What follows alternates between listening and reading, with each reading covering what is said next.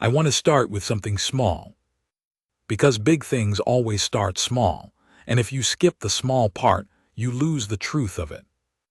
The morning it happened, the morning that changed how an entire generation of Ventharan students understood what humanity is.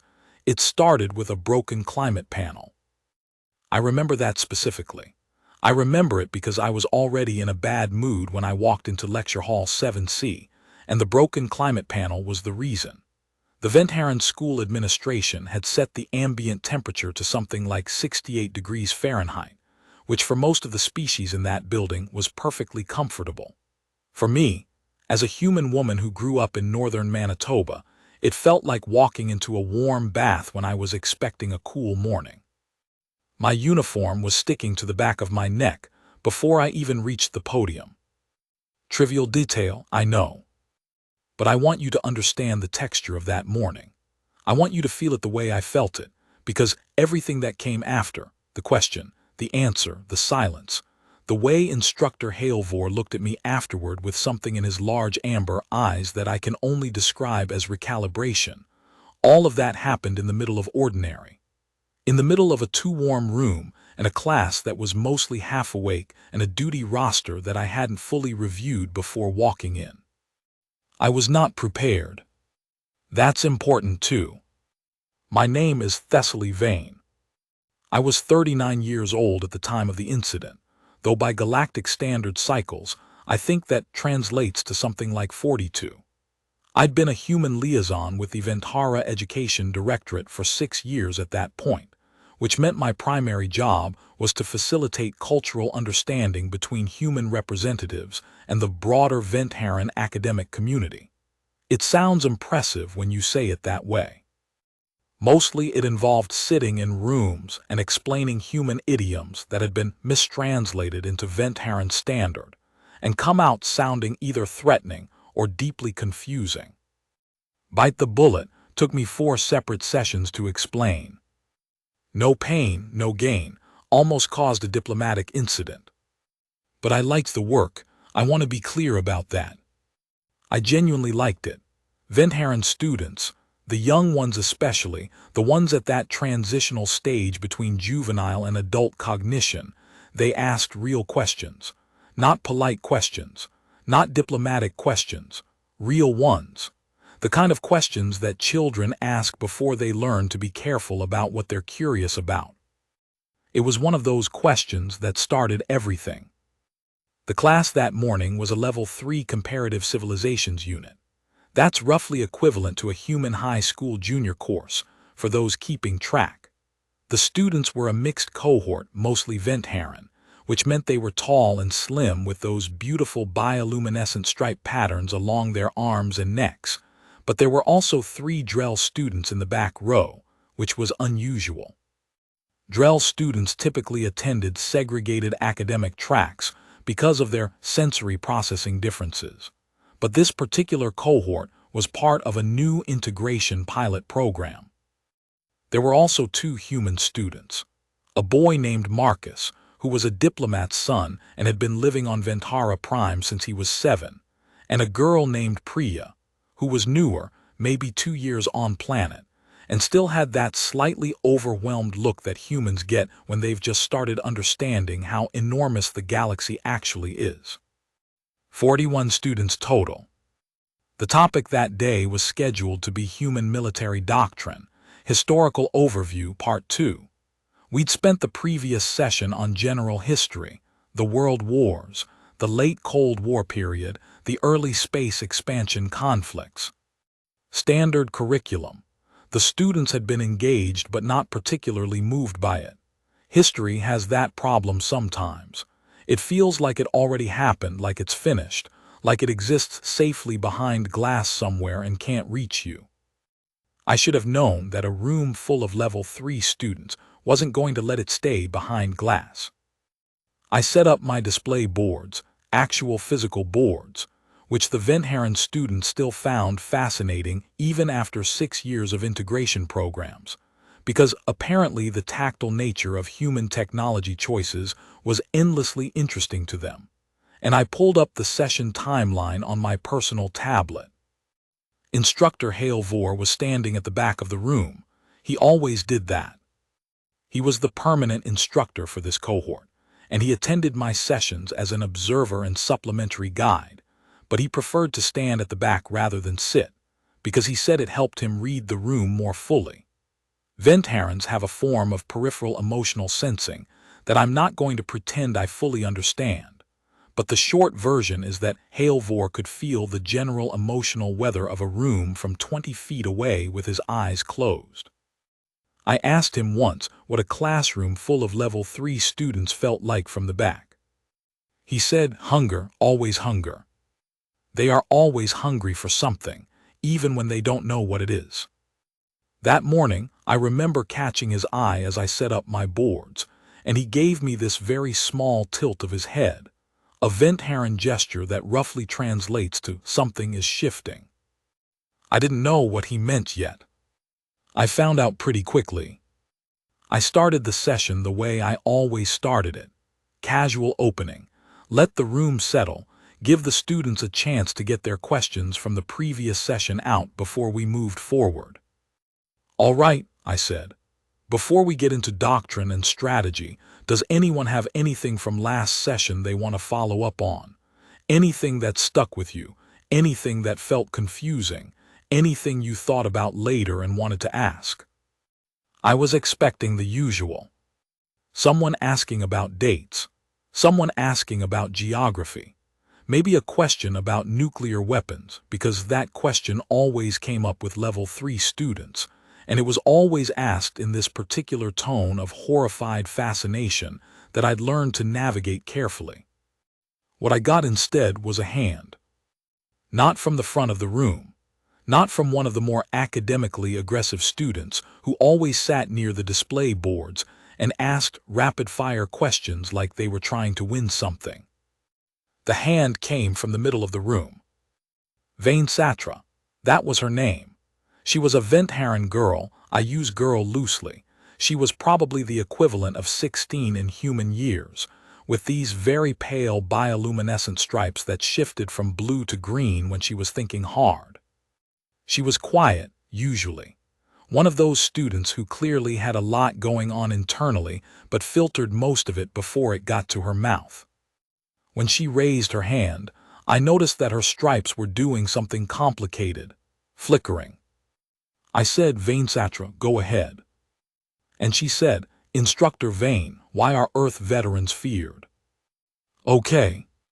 That's the question, that's the one.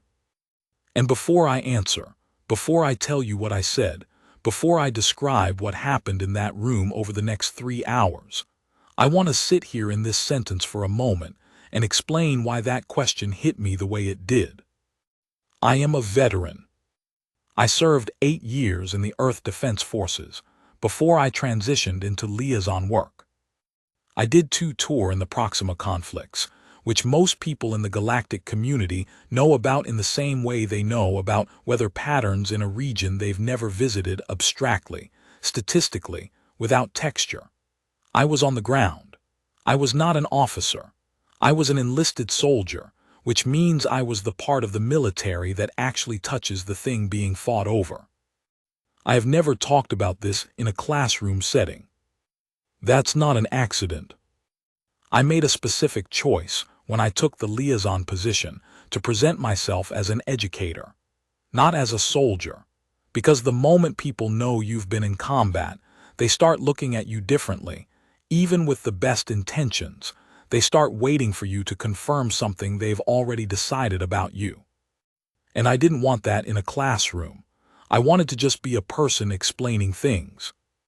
But there was Vane Satra, with her flickering pale stripes and her very direct eyes, asking the question.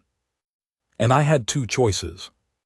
I could give her the curriculum answer, the safe answer, the one that covered doctrine and strategy and military psychology at a comfortable academic distance. Or I could tell her the truth. I stood at that podium for probably 4 seconds without saying anything, which, in a classroom, feels much longer than 4 seconds. I was aware of Hale Vore at the back of the room. I was aware of Marcus, the diplomat's son, who had looked up from his tablet and was watching me with an expression I recognized. The expression of someone who knows something real is about to happen. I said, "That's a big question." Vainsatra's stripes flickered again. She said, "I know, I've been holding it since last session." And something in me just let go of the curriculum. Document 7B, Secondary Narrator. Instructor Halevor, Permanent Cohort Instructor, Venthara Education Directorate Level 3 Division, Recorded Testimony. I must add context here, because Thessaly, Instructor Vane, is not fully equipped to describe what the room was feeling in those early moments. She is perceptive for a human, genuinely perceptive, but she cannot sense the room the way I can. When Vainsatra asked her question, the emotional current in that room changed. It was not loud, it was not dramatic. It was subtle in the way that deep water is subtle. You don't feel the depth when you're swimming on the surface, but if you dive, it goes down a long way. What I felt from the room was recognition. These students had been living alongside the human diplomatic and military community for their entire educational lives. They had seen Earth Defense Force personnel. They had seen the way other species reacted to human veterans in public spaces. The slight widening of posture, the instinctive territorial yielding, the way even members of the Kale Confederacy Guard, who are not small beings, adjusted their body language when uniformed veterans walked into a room. The students had noticed this. They had all noticed this. Vainsatra was simply the first one to be willing to say it out loud. And Instructor Vane felt this. I know she did, even if she couldn't articulate it. I watched her go very still at the podium, and I saw her make the decision that I think defined the rest of that session. She chose honesty over pedagogy. I want to be clear about something. As an educator, this concerned me slightly. She was departing from curriculum. We had approved session plans for a reason, but I am also old enough to know, and I have been teaching long enough to know, that the moments when a classroom truly learns something are never the moments in the session plan. They are always the moments that arrive sideways, unexpectedly, from a place no one was watching. So I stayed at the back of the room, and I kept my sensing open, and I watched. Document 7C, Continuing Primary Testimony, Thessaly Vane. I put down the tablet. That was my signal to myself that we were off script. I put it down on the edge of the podium, not tucked away, just set aside, and I moved around to the front of the desk and sat on the edge of it, because I've learned over the years that podiums create distance, and sometimes distance is exactly the wrong thing. The room shifted a little when I did that. I felt it. I said, the question is, why are Earth veterans feared? I said, and I want to answer it properly, which means I need to back up first. The students settled. I looked at Vainsatra, and then I looked around the room, all 41 of them, and I said, how many of you have seen Earth Defense Force personnel in public? Not in documentaries, not in files, actually seen them in person in a shared space. Every hand went up. How many of you noticed something, some change in how the space around them felt when you were near them? About 2/3 of the hands stayed up. The Drell students in the back didn't respond. Their emotional processing works differently, but among the Ventharans and the humans, 30-something hands. Okay, I said. I'm going to tell you why that happens, but to do that, I need to explain something about what war does to a human being. And I need to be honest with you, which means this isn't going to be a comfortable session. Is everyone all right with that? There was a pause. And then, one by one, the students who had put their hands down put them up again, including Vainsatra, who I noticed had straightened slightly in her seat, including Priya, who had never raised her hand voluntarily in any of my sessions before that day, including Marcus, who just looked at me steadily and nodded once, and whose expression said, I've been waiting for this conversation. 41 out of 41. The hunger Halevor had talked about, I felt it. Even without his particular gift, I felt it. It was real and it was in the room and it was pointed directly at me. I said, "All right then, let's start at the beginning.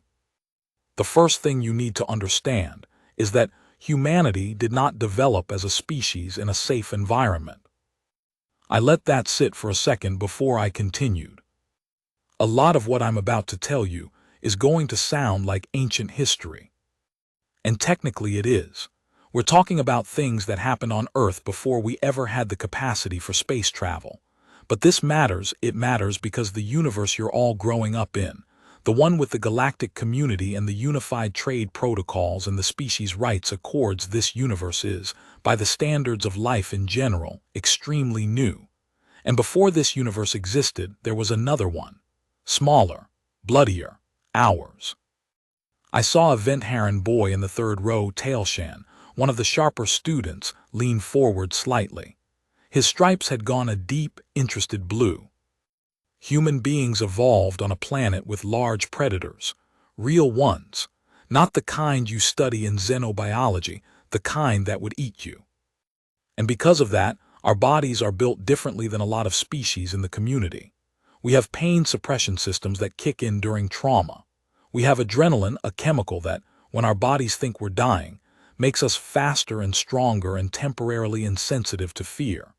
We have the capacity to habituate to danger, which means that if you expose a human to terrifying situations repeatedly, eventually they stop being terrifying. Not because the human stops caring, but because the brain reclassifies the situation. Reclassifies it as what? That was Vainsatra. She hadn't raised her hand, she just asked.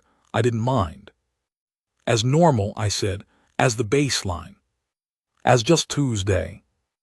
I spent about 20 minutes there, on human biology, on the evolutionary roots of our particular brand of stubbornness, on the way human fear response differs from most galactic species.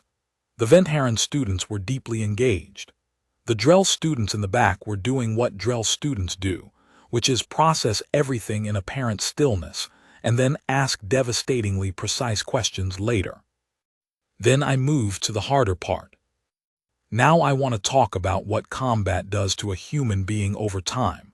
And I want to be careful here, because this is where it gets complicated.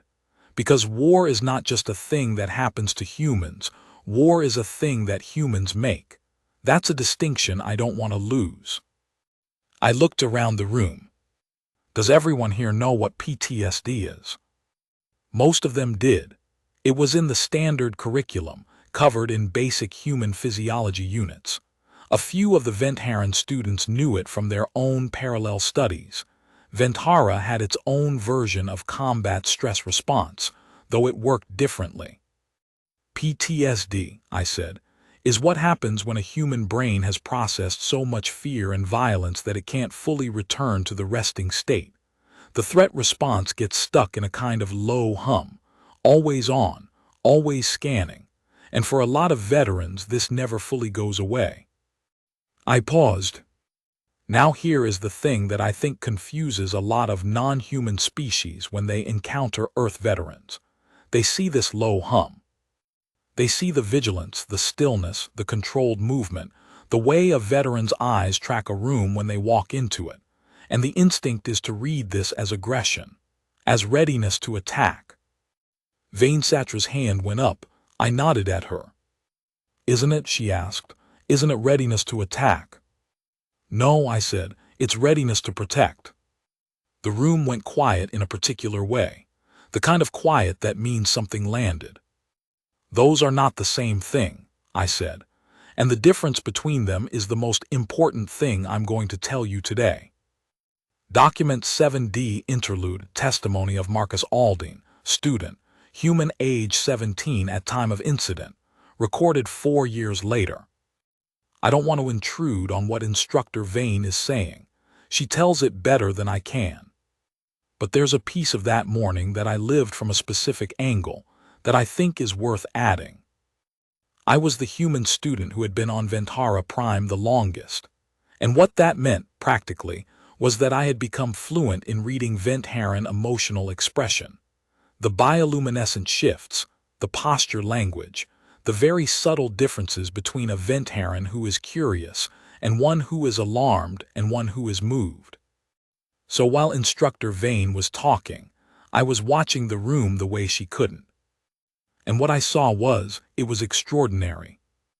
At the point where she said readiness to protect, not readiness to attack, I watched the emotional light in that room change like a sky changing. 30-some vent heron students all at once, shifting from the cold blue of intellectual engagement to something warmer. Something I'd only seen in vent heron emotional expression a few times before. A color I don't have a word for in English, but which vent heron students had described to me as the color of understanding something you didn't know you'd been waiting to understand. It was amber shifting amber. I looked at the back of the room, and Instructor Halevor was standing very still with his eyes closed and both hands pressed gently flat against the wall behind him, and I knew what he was doing. He was feeling the room more deeply than usual, taking it in. He opened his eyes, he saw me watching. He gave me the smallest nod I've ever received from a vent heron, which is saying something, because they are not a demonstrative people. I nodded back. Because something real was happening. Document 7E, Continuing Primary Testimony, Thessaly Vane. After the quiet, a hand went up, not Vane Satra this time, Tailshan from the third row, deep blue stripes. Instructor Vane, he said, can you explain the difference more, the mechanism of the difference? Because I think I understand the words, but I want to understand the shape of it. The shape of it. That's a very vent heron way to ask for something. They think in structures and patterns. When they say shape, they mean, give me the architecture, show me how it is built. I thought about how to answer that. I need to tell you a story, I said. A real one, is that all right? Tailshan looked at his classmates, back at me. Yes, please. I took a breath. I'm a veteran, I said. The room rearranged itself in real time. Not physically. Everyone stayed in their seats. But the emotional architecture of the space. I don't have Halevor's gift, but I am a human being who has spent 8 years in combat and 6 more years reading rooms professionally. And I can tell you that 41 students recalibrating their understanding of the person standing in front of them is something you can feel. Priya, the newer human student, the one who'd never raised her hand voluntarily, made a small sound. Not a word, just a sound, like something clicking into place. Marcus went very still. I said I served 8 years in the Earth Defense Forces, 2 tour in the Proxima conflicts. I was not an officer, I was on the ground. I said, I've been standing in front of you for 6 years and I never told you that. Not because I was hiding it, but because it's complicated. When people know you've been in combat, they have ideas about what that means. They try to put you in a shape they already know. What shape? Vane Satra again, quietly. Dangerous, I said. Usually, sometimes heroic, sometimes broken, rarely just human. I'm going to skip over some of what I said there, not because it wasn't important, but because the full version of it is long and the heart of it is better captured in what came later. The short version is this. I told them what a tour felt like.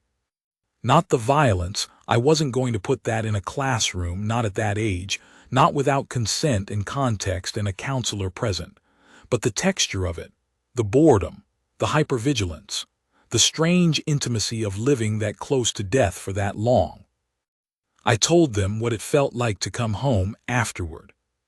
I told them about standing in a grocery store on Earth, 6 weeks after I got back from my second tour, and having a complete internal systems failure because someone dropped a jar of something 3 aisles over, and the sound it made was wrong, and my body decided, in the span of about a quarter second, that we were under fire, and before my conscious brain had processed any of that information. I was flat on the ground behind a display of canned goods with my hands in positions that had no relevant application to a grocery store in northern Ontario. And then what? Tailshan asked. His voice was very careful. And then my brain caught up, I said, about 2 seconds later. And I was on the floor of a grocery store, and there was a very alarmed stock clerk staring at me, and I had to stand up and say, "Sorry. Sorry, I'm fine. Just a reflex. Sorry." Silence. "That's not aggression," I said. "That's protection. My body was protecting me. It just got the context wrong. It had been trained to respond to threat, and it had been trained very well, and a dropped jar in a grocery store was enough of a sound to trigger the response." "Did it go away?" Priya asked. Her voice was small but steady. "The reflex, does it go away eventually?" I looked at her. "It gets quieter," I said. "It doesn't go away, not fully, not for most veterans." I let that breathe. Then I said, "Now, let me tell you about the other part. The part that answers the original question." The room was completely focused.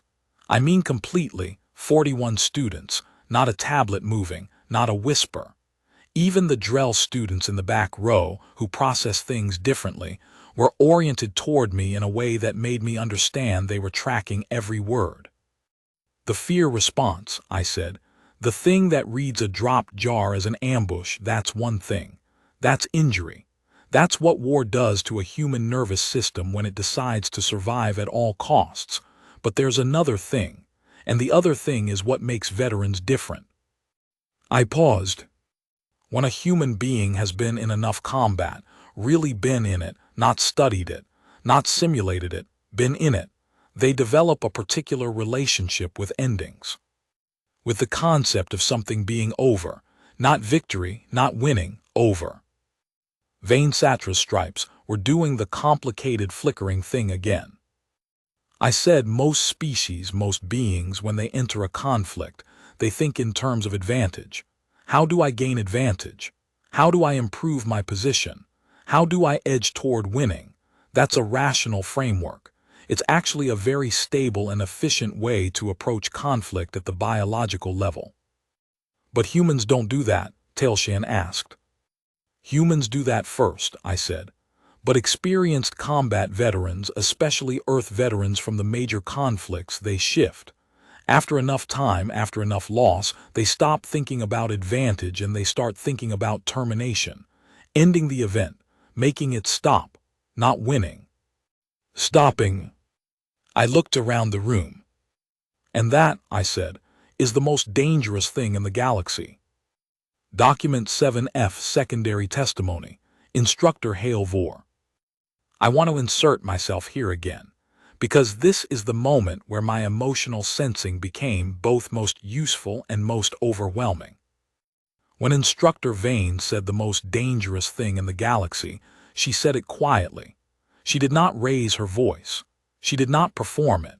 She said it the way one states a fact that everyone in the room already knows but has not said yet. And the room understood. What I felt from those 41 students was not fear. Not exactly. It was something more precise. It was the feeling of a thing slotting into place, of a shape that had been half visible finally becoming whole. I felt it from the Vent Heron students first, that amber shift that Marcus would later describe to me, the color I associate with genuine comprehension. But I also felt something from the back of the room, from the Drell students, that I had not expected. Drell emotional experience is not well understood even by Vent Heron researchers, but I have worked with Drell students for many cycles, and over time I have developed a very rough vocabulary for what their presence in a room feels like. At rest, Drell students feel like, I'm going to use a crude metaphor, like a low electrical hum. Consistent. Contained. When Instructor Vane said the most dangerous thing in the galaxy, the Drell students went from hum to resonance. A much fuller, more complex vibration. I do not know what that means for Drell, but it felt like recognition. Document 7G, Continuing Primary Testimony, Thessaly Vane. A boy in the second row, I want to say his name was Kethara, a Vent Heron boy with particularly bright stripe patterns who had, up until that session, struck me as more interested in the social dynamics of the room than in the curriculum. Kethara raised his hand. Why? He asked. Why is it the most dangerous thing? Wanting to end something instead of win something sounds less aggressive, not more. Good question. That's exactly the right question. Let me tell you about a battle, I said. It's in the historical records. You can verify it. It's real. I thought for a moment about which example to use. There were so many.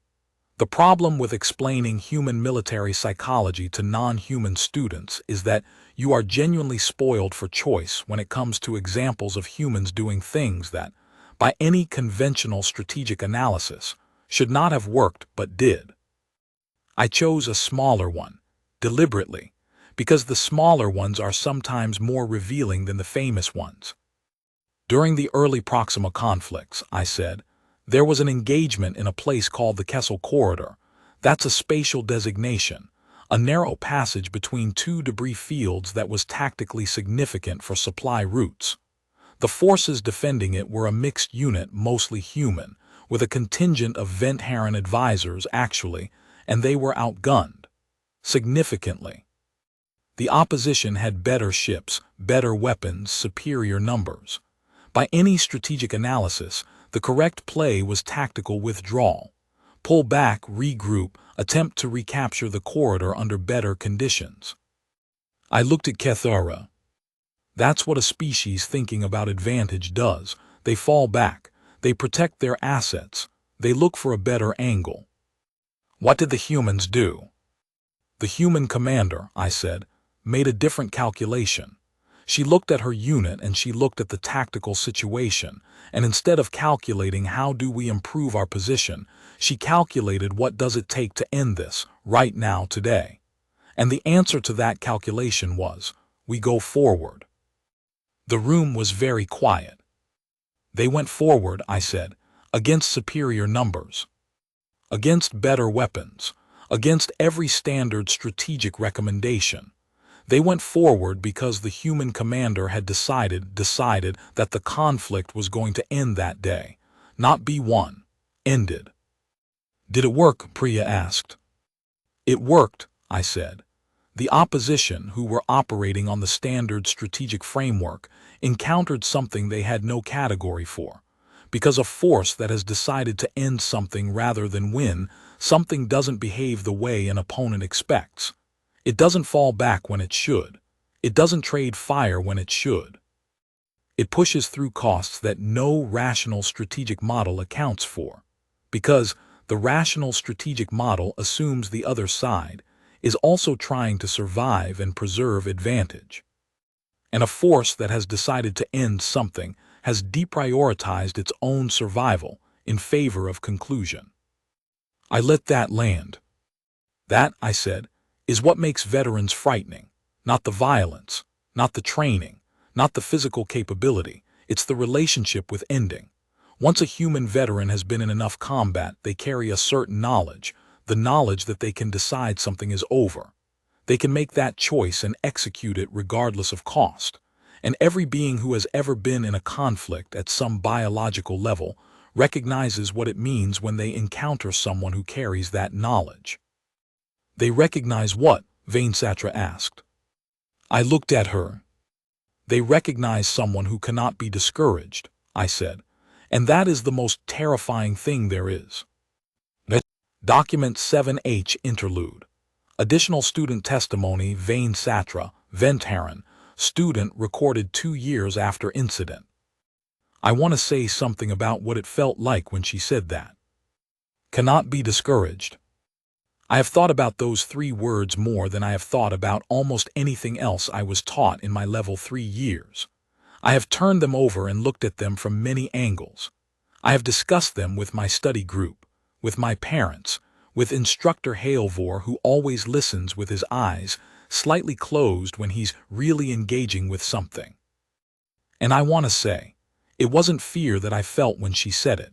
I know that might be what people expect, that I heard those words and felt afraid of humans, afraid of veterans, afraid of what they're capable of. That's not what happened. What I felt was something I don't have a precise word for in galactic standard. In Ventharan, we have a term, Sailventhra, which roughly translates as the feeling of understanding something that was previously too large to comprehend by virtue of finally finding its proper scale. Sailventhra, that's what happened to me in that room. Because I had seen Earth veterans. I had been around them. I had felt that thing, that subtle adjustment of space that happens when they walk into a room, when other species yield slightly, when even trained fighters from formidable cultures give them the instinctive deference you give to a known and respected force. And I had not understood it. I had filed it under human biology, possibly threatening, unclear in my mind, and left it there. But sitting in that room, listening to Instructor Vane tell us about the Kessel Corridor, listening to her explain the architecture of what it means to have decided to end something rather than win something, the category finally made sense. It wasn't that veterans were more violent. It was that they had a different relationship with stopping. Document 7, I continuing primary testimony, Thessaly Vane. I want to tell you about the break. About 45 minutes into the session, I could see the students were full, not disengaged, the opposite, too engaged. There's a saturation point in any learning experience where more input actually starts to displace what's already there, and we were approaching it.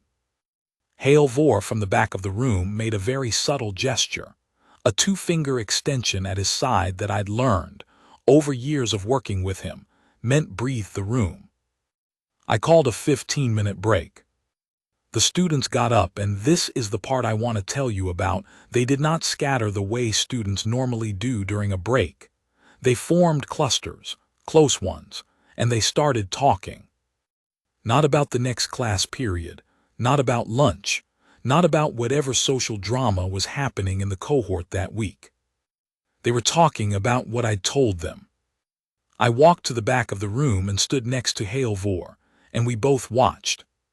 He said quietly in Ventharan Standard, "You have changed something." "Maybe," I said. "Not maybe," he said. "The room is not the same room it was an hour ago." I watched Vane Satra cross to where the two Drell students were sitting. This was unusual, not wrong, but unusual.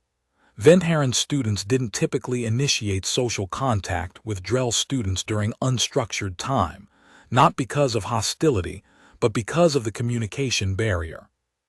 But Vane Satra crossed to them and sat down, and she said something, and the Drell student, I believe her name was Resom, responded in Drell vocalization, which Vane Satra couldn't understand, but she didn't leave. She stayed and tried. I saw Marcus watching this too. He came over to me. He didn't say anything for a moment, just stood there. "Then, you know what I keep thinking about." "What?" "There's a word in Ventharan," he said.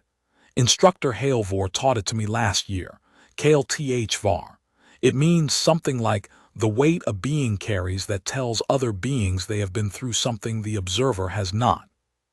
I looked at him. "I think that's what everyone's sensing," he said. "From veterans, not aggression, not danger. Kale Th Var, the weight." Hale Vore made a very quiet sound beside me. In Ventharan culture, that sound means exactly right. We went back in after the break, and the room was different. Hale Vore had been right, something had shifted. The students were more open, less performative. The usual classroom dynamics, the competition for who asks the best question, the social negotiating that level 3 students do constantly, had quieted. It felt like the room had decided to just be in the room together, which sounds simple and is actually quite rare. I sat on the edge of the desk again. "Questions?" I said. "Real ones, no wrong questions." They had a lot. I'm going to try to capture some of them, because I think the questions matter as much as anything I said. The questions are how I knew they were really engaging. "Tailshan, are all veterans like this? The termination relationship, or is it specific to certain conflicts?" My answer: it deepens with exposure. A soldier on their first tour thinks about surviving and winning. A soldier on their fourth tour has often moved into a different relationship. It's not universal. Not every veteran develops it. But among the ones who do, and there are many, it becomes a core part of how they see conflict. Cathara, does it affect everything? Like, do veterans bring the termination thinking into civilian life? My answer, yes, sometimes helpfully.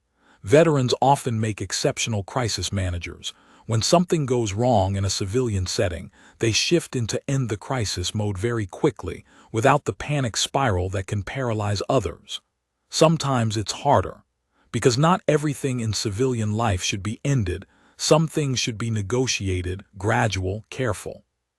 Veterans sometimes have to consciously remind themselves that the grocery store is not the Kessel Corridor.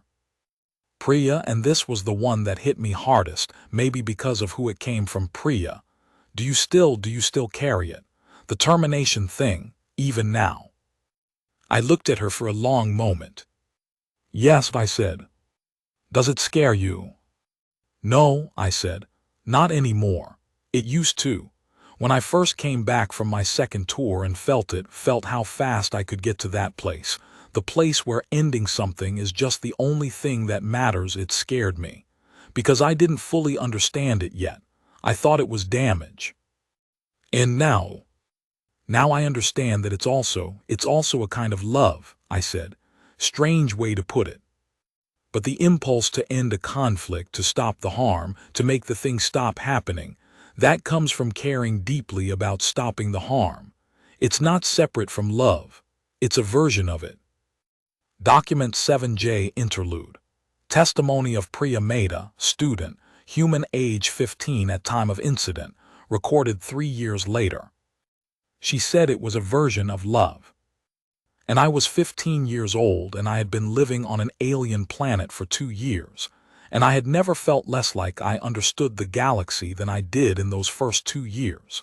And I'm going to be honest, I cried a little, right there in the classroom. I turned my face to the side so it wasn't obvious, but I don't think I fooled anyone. Because I had a grandfather who was a veteran. He died when I was 9. And my family talked about him a certain way, with this tone that was always slightly careful, slightly uncertain, like they were always making sure they weren't stepping on something.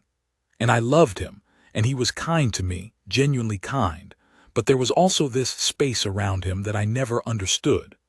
This quality he had of being in the room and also slightly not. Like part of him was always somewhere else, monitoring something. And when I was 9, I decided that the space around him was sadness.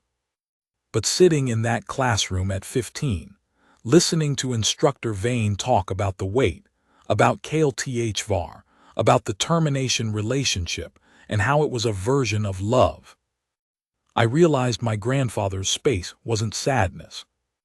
It was vigilance. He was always watching, always ready to end the threat, because he loved us, and love, at the level he had lived at, meant I will stop anything that tries to harm you. I cried about that, in an alien school building, surrounded by beings with bioluminescent stripes and the softest amber-colored light I had ever seen. An Aventharan girl, Vane Satra, put her hand on my arm without saying anything. She didn't need to say anything. Document 7K Continuing Primary Testimony, Thessaly Vane. The session ran 3 hours. The scheduled session was 90 minutes. We ran 3 hours, and I only stopped because we were going to push into a shared space that a different class needed, and Halvor gave me the signal that we had to wrap. But before I wrapped, before I gave them the ending, there was one more moment I need to tell you about. About 2.5 hours in, a student I hadn't focused on much spoke up. His name was Drell Soth, and he was one of the Drell students from the back row. He had been present and oriented the whole time, but Drell students typically process and engage later. They're not slow, their engagement just has a different timing than Ventharan or human students. Drell Soth raised what served as his hand.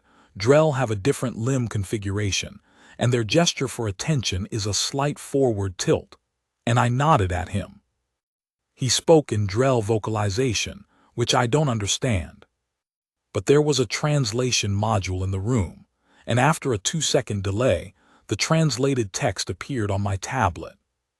It read, "I want to know if veterans can stop, if the termination relationship is chosen or required." I read the question twice. I looked up at Drell Soth. I don't know what Drell facial expression looks like at rest versus engaged. Their physiology is too different. But there was something in the orientation of him, the quality of attention he was directing toward me, that felt important. "Can veterans stop?" I said. "Can they choose not to use it, you mean? Or choose to walk away from a conflict rather than end it?" The translation delay. "Then can they stop being what they are? The veterans, can they return to before?" The room went very quiet. I thought about the grocery store. I thought about my second tour. I thought about the moment, 6 months after I got back, when I was hiking alone in northern Manitoba, and I reached a ridge that looked out over a valley, and the light was doing something extraordinary, and I stood there for maybe an hour just feeling the absence of threat, really feeling it, in a way I hadn't since before my first deployment. "I don't think anyone returns to before," I said carefully. "Before doesn't exist anymore for veterans. You can't unexperience what you've experienced, but you can build something after, and the after doesn't have to be defined by the war. A lot of veterans do this. Build an after, it's work, real work, but it happens." Translation delay. "Do you have an after?" I wasn't expecting that question. It wasn't rude. Drell don't have the same social conventions around privacy, but it landed directly. "I'm working on mine," I said honestly. Translation delay. "This classroom, is this your after?" I don't know why that question hit me as hard as it did. I've been trying to figure that out since. I think it's because Drell Soth was not asking to be comforting. He was asking genuinely, with real curiosity, and the fact that the question was also comforting was just a feature of the truth, not a performance. "Maybe," I said. "Yeah, maybe it is." Document 7L, the ending of the session. Thessaly Vane. Halvor gave me the signal, and I knew we had to close. I stood up from the edge of the desk. I moved back behind the podium, not because I needed it, but because something about returning to the physical position of instructor felt right for the ending, like bookending. "We started today," I said, "with a question. Vane Satra asked why Earth veterans are feared." I looked at her, she looked back at me.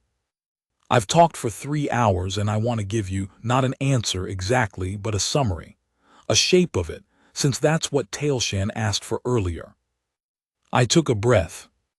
Veterans are not feared because they are violent.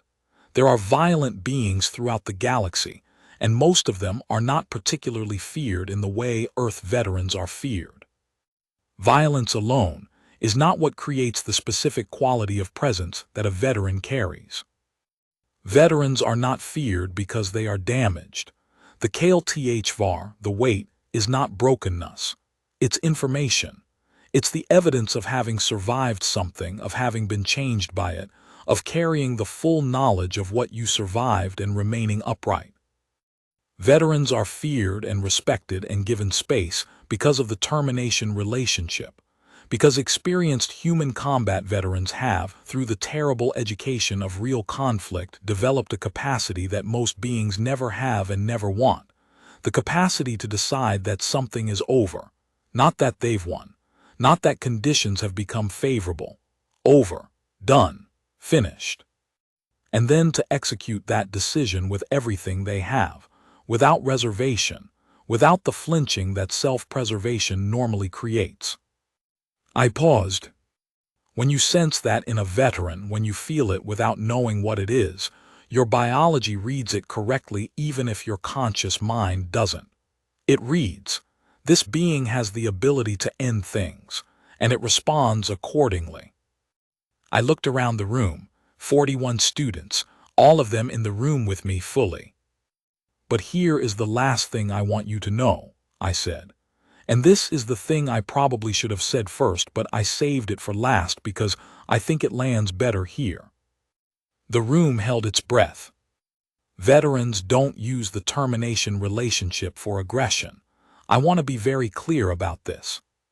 The instinct, the thing that drives a human soldier forward when every rational calculation says retreat, it is not driven by a desire to conquer or dominate or win.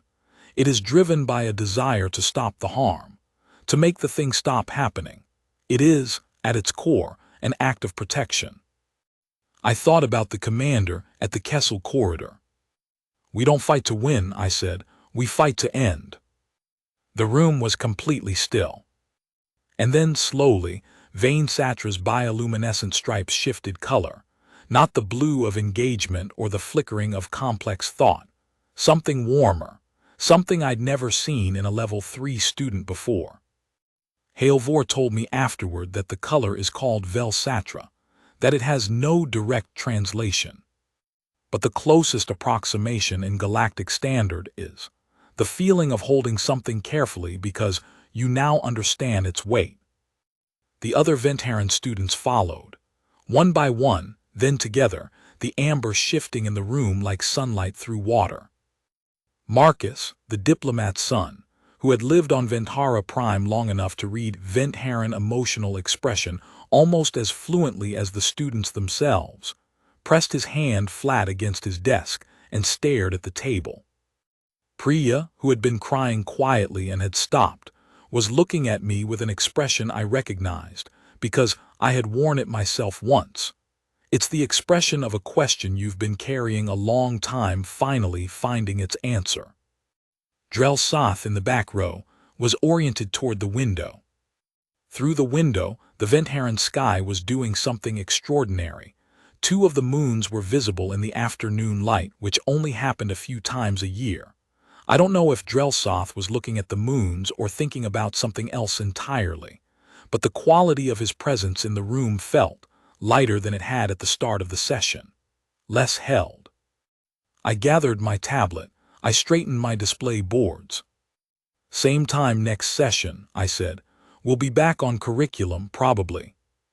A few students laughed.